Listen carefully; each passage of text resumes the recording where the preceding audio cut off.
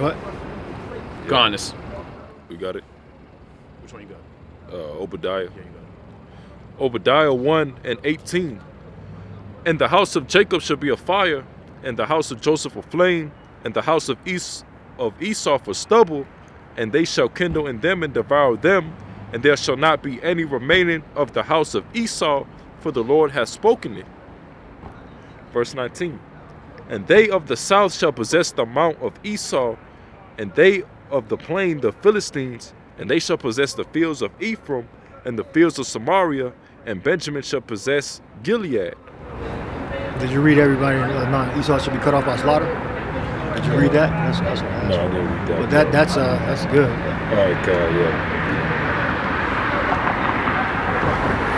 Yeah, no, it's not gonna be one Edomite left in the kingdom after they serve their sentencing. They're gonna serve their sentencing, and then they're all gonna be cut off. Good, got it? Yep.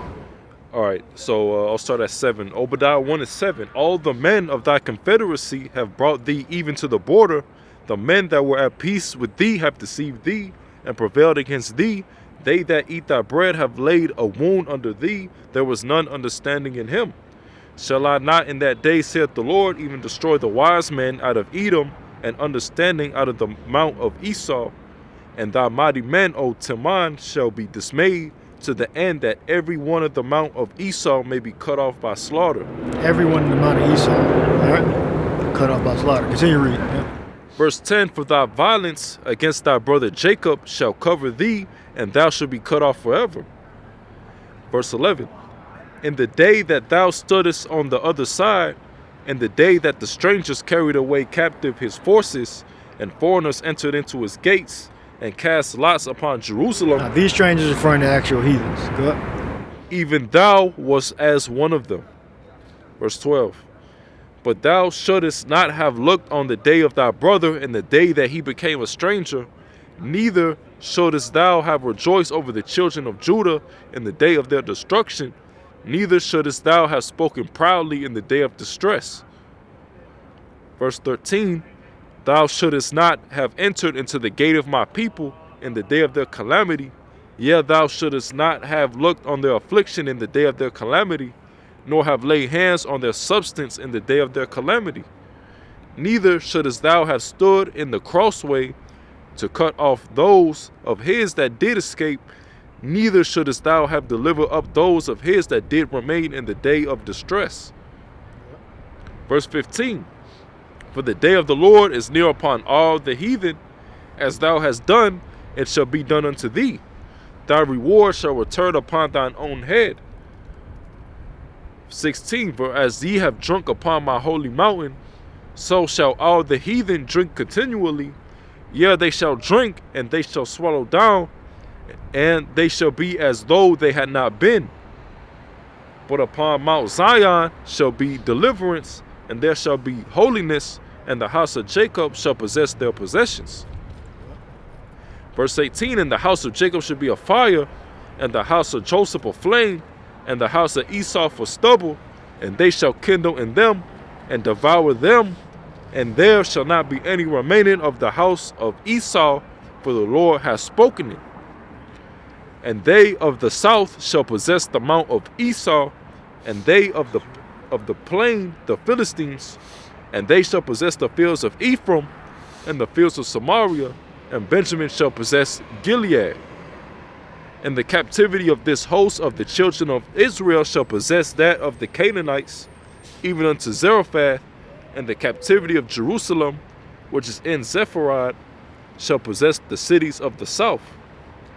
And saviors shall come up on Mount Zion to judge the mount of Esau, and the kingdom shall be the Lord's. Right, yeah. Saviors, meaning the elected Israel. All right, you're going to have the apostles, and you're going to have, excluding Judah, and including Matthias, I believe. Matthias was the 12th after Judah fell off. And you're going to have the 144,000, which includes the apostles. All right, so saviors, referring to the elect Israelites that have that rank, that are going to judge the mount of Esau and judge the 12 tribes, you know? Meaning, give them orders what to do. Judgment is not just, well, make a decision. That's what judgment means. Make decisions. So you're gonna have heads of Israel. They're gonna be making decisions. The ceremonies and high holy days.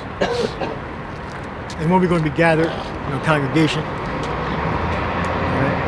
And then you have the other judges, carrying out executions and work orders. You have work orders. They'll be picking. Those are that's what judges do. Judges make decisions, right? Or choices for other people. How else you got? Gone. So I got, this is Luke chapter 16, and I guess start at the top. It says Luke chapter 16 and 19. It says, so going to it says,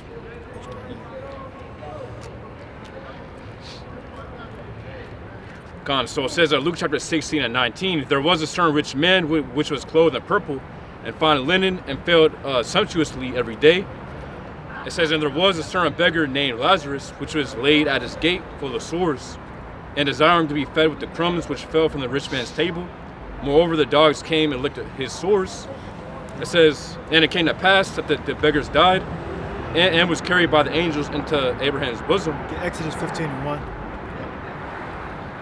It says the rich man also died and was buried. It says, and in hell he lift up his eyes, being in torments, and seeth Abraham afar off and Lazarus in his bosom. It says, and he cried and said, Father Abraham, have mercy on me. Right, the bosom represents safety, security. All right, he was secure. It was good. And he was my bosom. I believe that's like the chest or whatever. Being hugged. So he's secure. So he saw the Lazarus in Abraham's bosom. He was in the kingdom. He was safe, secure. All right, go ahead. It says Luke 16 and 24, and he cried and said, Father Abraham, have mercy on me, and send Lazarus that he may dip the tongue. It's like it dip the tip of his finger in water and cool my tongue, for I am tormented in this flame. But Abraham said, Son, it says, remember that remember that thou in thy lifetime. That flame, that torment is slavery. All right, it's not actual fire, because dip his tongue would do absolutely nothing. So we know it's not actual fire that he's in. All right, dip his tongue would do absolutely nothing. That'd probably make him have even more pain, because the water going to evaporate and burn his ass. All right, so it's not fire. He's not in fire when you want to dip his tongue in water.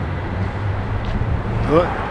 It says Luke 16 and 25, but Abraham said, Son, like it says, Son, remember that thou in thy lifetime receivest thy good things, right, and likewise Lazarus evil things. And that's the condition of the foundation of the United States too. Remember, in that lifetime, so-called white man, you receive good things, but Lazarus, us, represents the Israelites. We receive evil things. All right, well. But now he is comforted, and thou art tormented. And beside all this, so there we go. So so we were Lazarus was being tormented first. All right, same fire. Dogs came and licked the sores. Where'd you start from? 19. No, start from the beginning of the parable. Yeah, that was the beginning. Read it again. I didn't hear about the dogs licking the sores. That's what I'm talking about. Yeah, I read it, but I can read it. Read it again. It says Luke 16 and 19, there was a certain rich man which was clothed in purple and fine linen and fared sumptuously every day. There was a certain beggar named Lazarus, which was laid at his gate full of sores, and desiring to be fed with the crumbs which fell on a rich man's table. Yeah, so Lazarus was in torment. He was being tormented. What? Moreover, the dogs came and licked his sores. Yeah, dogs of the other nations. So Lazarus was being tormented. And the fire just represents, Esau gonna suffer twice as much. All right? you're gonna suffer twice as much. But this actual event never happened. It's a parable. It's an actual event in which he's in hell, and there's a space, an actual physical space. Then you see dogs came over and started licking his sores.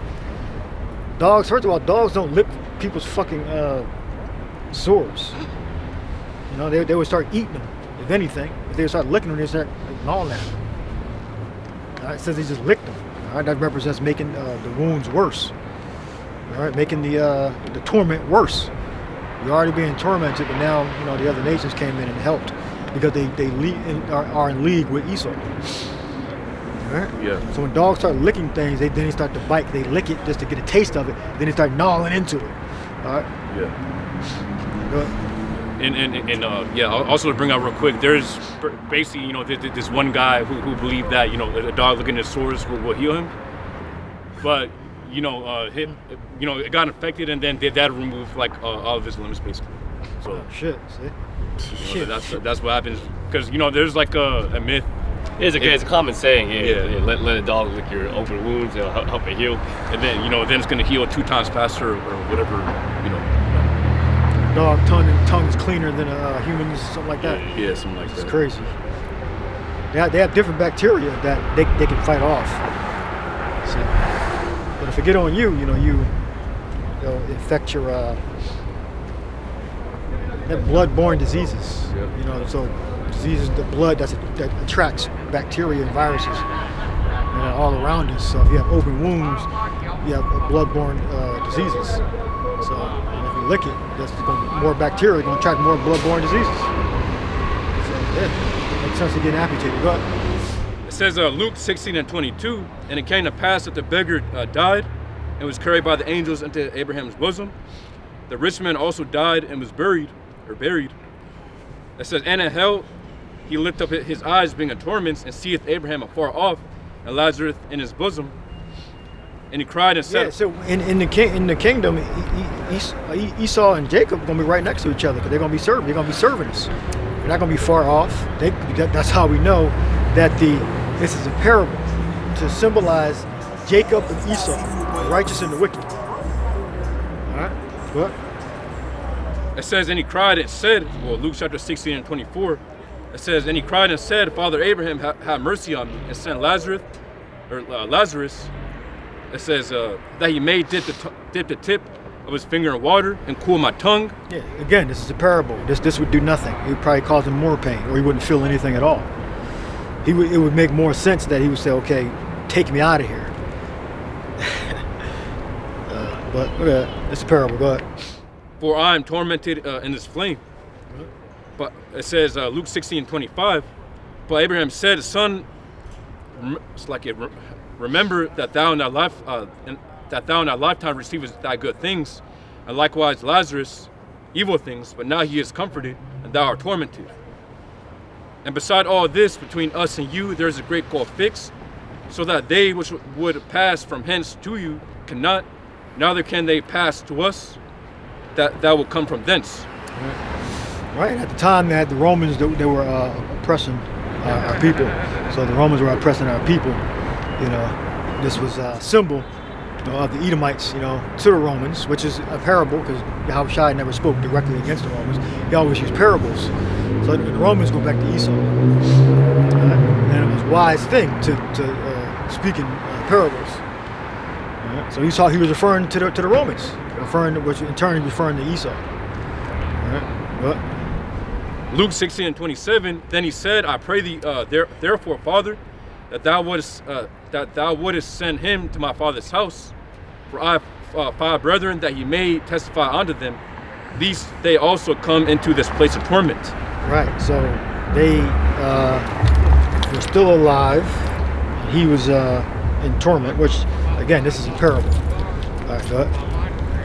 It says, verse 29, Abraham saith unto him, it says, they have Moses and the prophets, let them hear them. And he said, nay, Father Abraham, but if one went unto them from the dead, they will repent. It says, and he said unto him, it says, it's like it. Luke 16:31, and he said unto him, if they hear not Moses and the prophets, neither will they be persuaded, though one rose from the dead. Right. Because Yahushua died and was put to death. Well, he was put to death and he was resurrected. And he still, and then the apostles as witnesses. Israel didn't believe, and other nations didn't believe. All right. So, but then it became certain parts of Europe became Christian, but they were following a pagan form of Christianity. Because that came out of the Roman Empire. When the Roman Empire converted to Christianity, they converted to like a witchcraft idol form of the Gospels. All right, they just basically merged the Gospels and idolatry together. That was the Roman Empire's version of to be a Christian or to be a disciple of the Messiah, Yahushua. Right? That's it. So it's impossible, absolutely impossible for other nations that are not actually Israelites, that are not genetically Israelites on their father's side, to be delivered in the chariots and to enjoy the fruits, the best fruits of the kingdom of heaven. All right. Now, like I said earlier, it's needful that give me the scripture. Isaiah says, "I'll bring our sons from afar, and bring them we're going to come on their shoulders, and bring us on their shoulders." And it don't literally mean they're going to carry us. I mean they're going to be honorable amongst those nations. We're going to be above them. Wherever we are on the earth, scattered throughout the world, they're gonna come out of those nations.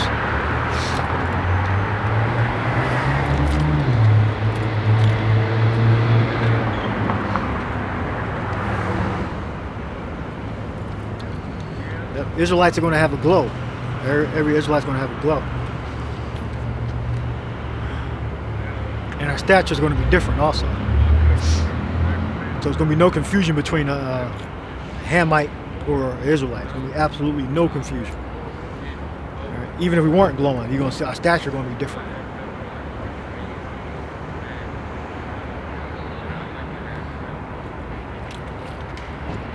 It tells you in the book of Joel about the second chapter. It's call upon my name. So if you're calling upon the name of the Lord, whosoever shall call upon the name of the Lord, then it talks about Israel. It talks about a universal unity between nations just because you call upon the name of the Lord. Now, even if that was in fact, they don't call upon Yahushua, they call upon Jesus. It's Jesus or Jesus. Jesus. Because they didn't pronounce the J, let's say in 1492, speaking English, they weren't pronouncing the J letter. In 1200, they weren't pronouncing the J letter. So every time you say Jesus, they just say Jesus or Isus or Isus. Mix it up. They weren't saying it. So that means they can just change the name how it sounds at any time period they want based upon the current language. No. The Lord's name is one. It's one name. It's one God, one Messiah. All right? Messiah is Yahushua. All right? Now you got it? You got something? Yeah, Khan. Y'all, and also add on to that, scriptures say, I change not. So also the Lord's name doesn't change. It says, Isaiah 43:5, Fear not, for I am with thee. I will bring thy seed from the east and gather thee from the west. I will say to the north, give up, and to the south, keep not back. Bring my sons from far, and my daughters from the ends of the earth. It says, even every one that is called by my name, for I have created him for my glory. I have formed him, I have made him. Right, yeah.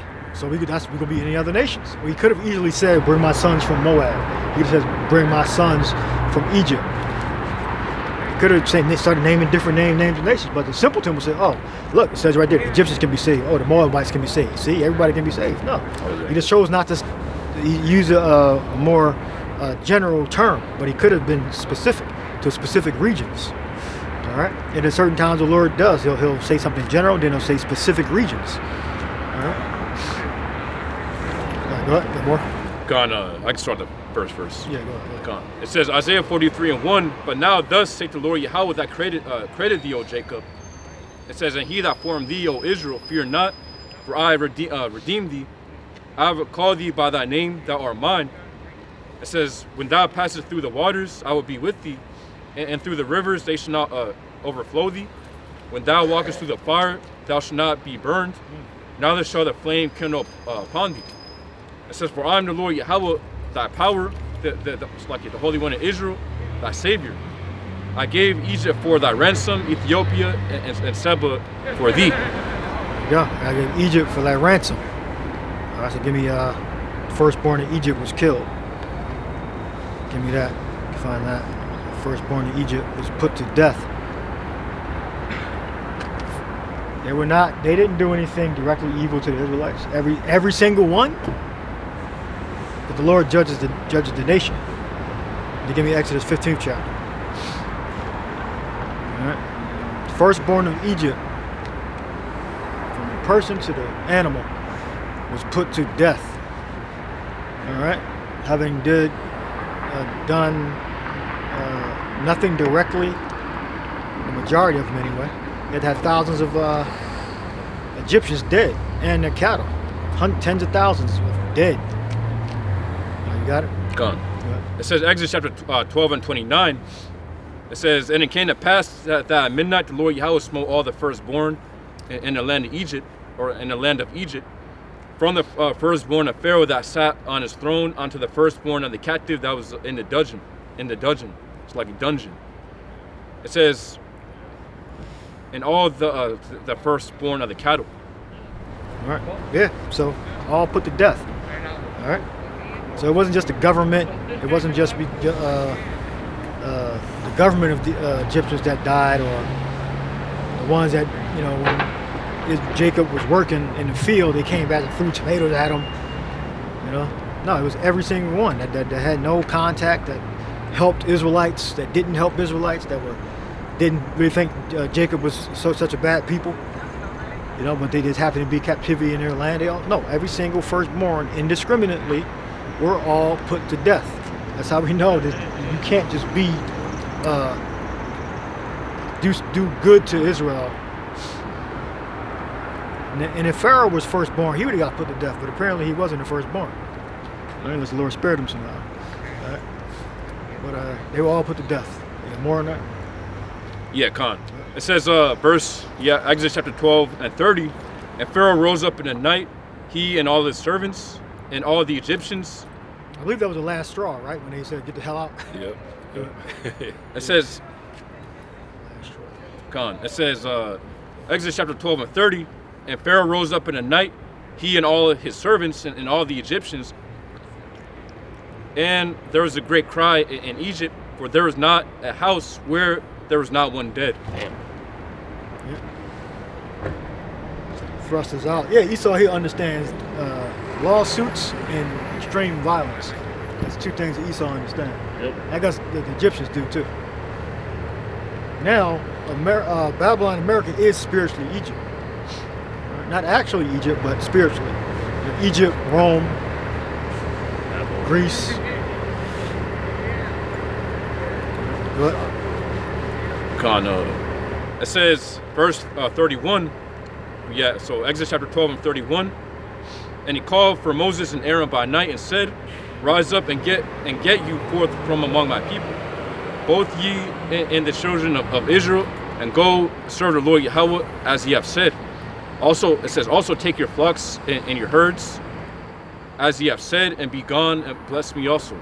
Yeah, no, that's the point. Yeah, that's see, if that would have happened, well, the chariots are going to do that. But the scriptures say, but yet there's fight. So They even more stubborn than the Egyptians. Well, the Egyptians, they were still fucked up because they was hard in Pharaoh's heart, and he pursued them. Pursued after him.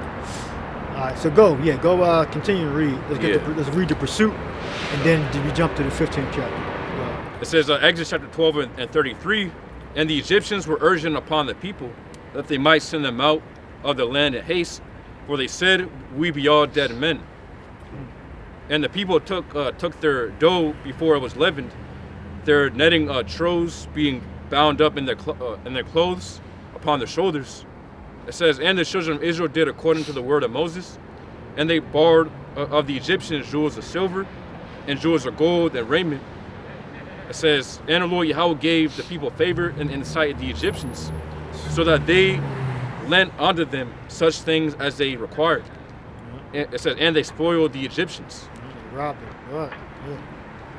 Taking shit they ain't even need. Give me that. Okay, we got to get in the road. Go ahead.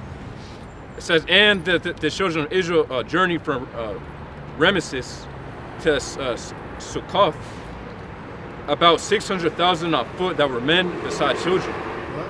And a mixed multitude went up also with them, and flocks and herds, even very much cattle. Yeah, because you had certain Egyptians that dwelled amongst the Israelites. You know, you had some marriages and some servants. So it was a mixed multitude. Go. It says, and they baked, so yeah, Exodus chapter 12 and 39. And they baked unleavened cakes. Or concubines, as you say. Concubines / marriages and servants. Go ahead. It says, and they baked unleavened cakes of the dough. It says, which they brought forth out of Egypt, for it was not leavened. It says, because they were thrust out of Egypt and could not tarry, neither had they prepared for themselves any victual. It says, so verse 40, it says, now the sojourning of the children of Israel who dwelt in Egypt was 400,000, like 430 years. 430 years. And it came to pass at the end of the 430 years, even the self-same day it came to pass, that all the hosts of the Lord Yahweh went out from the land of Egypt. Yeah, and then it goes into the Passover. No, I said go into the pursuit. I said. Pursuit. Gun.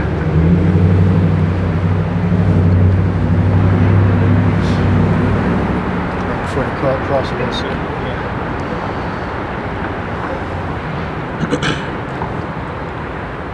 I'll be in the 14th chapter. Yeah, 14. So it says, Exodus chapter 1, it's like a 14:1, and the Lord Yahweh spake unto Moses, saying, speak unto the children of Israel that they turn and encamp before, it says Heroth,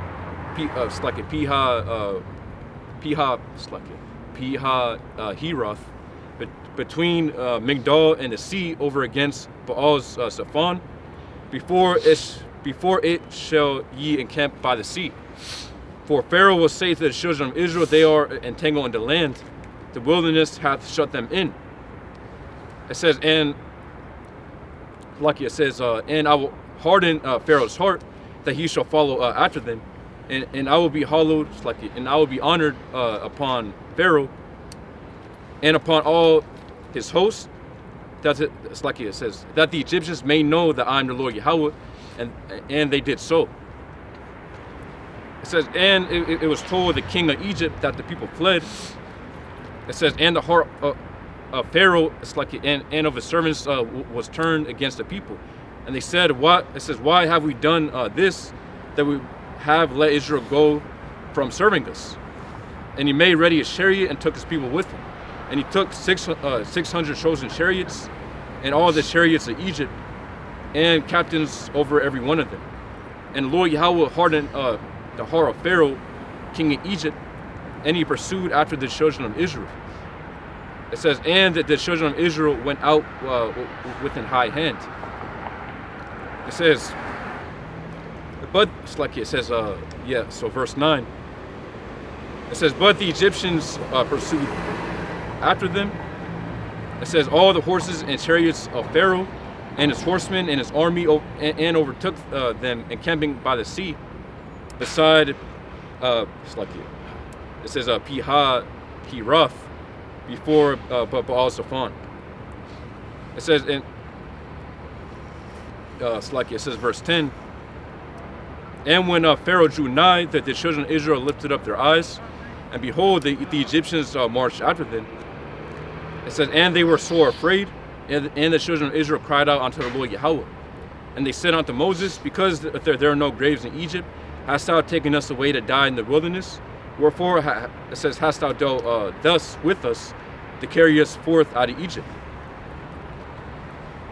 It says, is not this the word that we did tell thee in Egypt, saying, let us alone, that we may serve the Egyptians? For it had been better for us to serve the Egyptians, that we should die in the wilderness. It says, so verse 13, and Moses said unto the people, fear not, stand still and see the salvation of the Lord Yahweh, which he will show to you today. For the Egyptians whom ye have seen today, you shall see them again no more forever. The Lord Yahweh shall fight for you, and ye shall hold your peace. And the Lord Yahweh said unto Moses, wherefore criest thou unto me? Speak unto the children of Israel that they go forward. It says, but thou, it's like it says, but lift up thy rod. It's like it says, but lift thou up thy rod, and stretch out thine hand over the sea, and divide it, and the children of Israel shall go on dry ground through the midst of the sea. It says, verse 17, and I behold, it's like it says, and I behold, I will harden the hearts of the Egyptians, and they shall follow them, and I will get me honor upon Pharaoh, and upon all his host, upon his chariots, and upon his horsemen. And the Egyptians shall know that I am the Lord Yahweh, when I have gotten me honor upon Pharaoh, upon his chariots, and upon his horsemen. And the angel of the Most High, which, it says, went before the camp of Israel, removed and went behind them. And the pillar of the cloud went from before their face, and stood behind them. All right, that was Yahweh Shai. And it says, and it came between the camp of the Egyptians and the camp of Israel, and it's like it says, and it was a cloud and darkness to them, but it gave light by night to these, so that it's like it says, so that the one came not near the other all the night. It says, and Moses stretched out his hand over the sea, and the Lord Yahweh caused the sea to go back by a strong, it says, east wind all that night, and made the sea dry land, and the waters were divided. Yeah, so they were waiting there. So the Egyptians were in darkness, complete darkness, and Israel was in complete light. So it's like a ship that this is supernatural, obviously. This isn't something that can be explained with normal physics. All right. All right, and yeah, that was just dark in front, light in the rear, and they were basically stuck. So the Egyptians couldn't even move. So the Egyptians had to set camp up right there, because it said the wind blew on the water all night. So the Egyptians had to camp out right there. All right, so go ahead, continue. It says, Exodus chapter 14 and 22. And the children of Israel went into the midst of the sea, upon the it's like it says, upon the dry ground, and the waters were a wall unto them on their right hand and on their left. And the Egyptians pursued and went in after them to the midst of the sea, even all Pharaoh's horses, his chariots, and his horsemen. And it came to pass that in the morning watched the Lord Yahweh.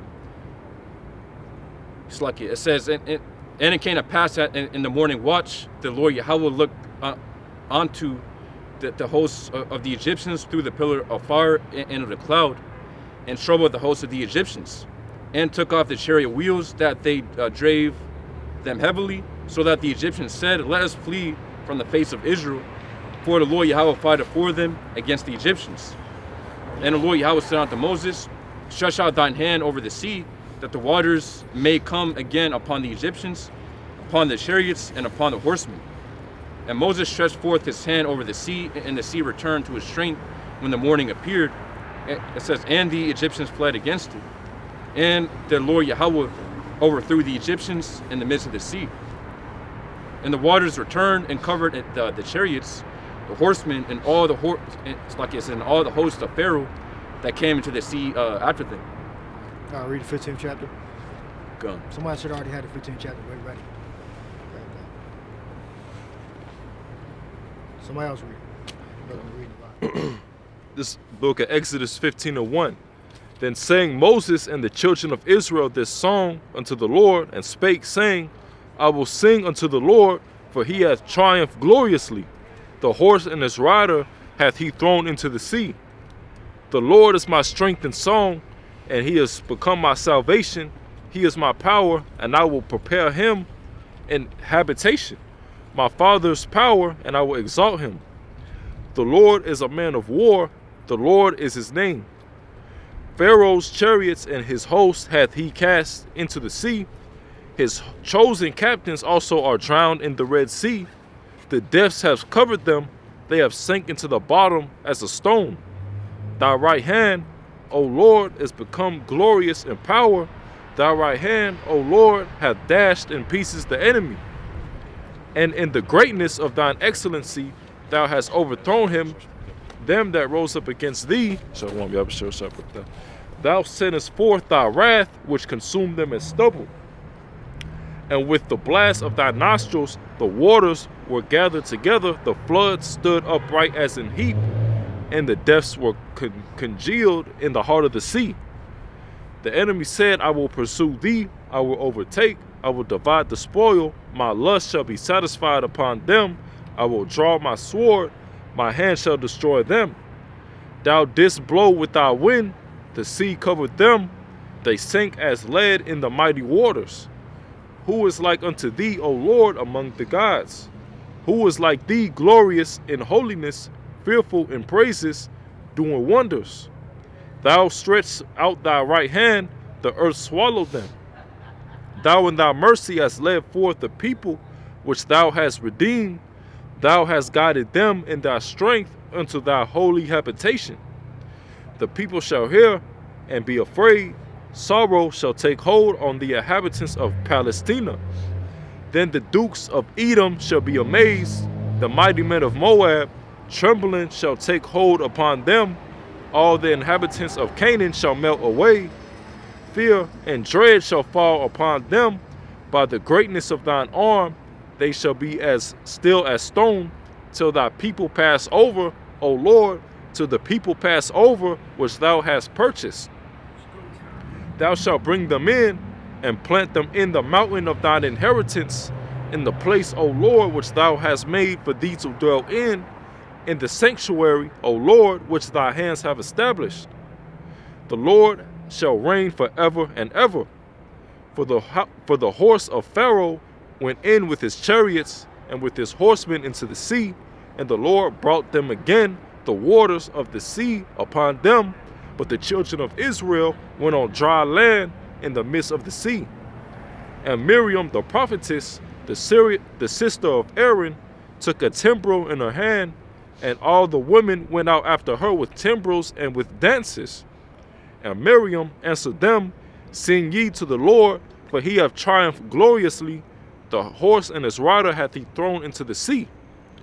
So Moses brought Israel from the Red Sea, and they went out into the wilderness of Shur, and they went 3 days in the wilderness and found no water. All right, you stop there. So that was the song dedicated to the destruction of the Egyptians. All right, so you cannot say that the Egyptians can have the opportunity to be saved and delivered when the Lord killed the firstborn of every single Egyptian. All right, so when it refers to the Egyptians, any sorts of deliverance is referring to the Israelites in those nations. 100%, not 90% Israelites, 10% actual heathens. No, it talks about deliverance, it's referring to the children of Israel. It talks about destruction of those nations. All right, the Edom, Philistines, Canaanites, they're going to tremble. Wow, not because they have to have the opportunity to be delivered, no, because they're about to be conquered. And we're going to go through a lot of history but in the eventual end, they're going to be conquered. All right, the end is all the nations serving the Israelites. All right, and they're going to get their proper nation name back also. So right now, you have people living under different names that they created themselves, or named after some river or mountain. But they're going to get their proper biblical names back that they were assigned based upon Genesis, the 10th chapter. All right, so we leave that there. Hope you're edified. Shalom.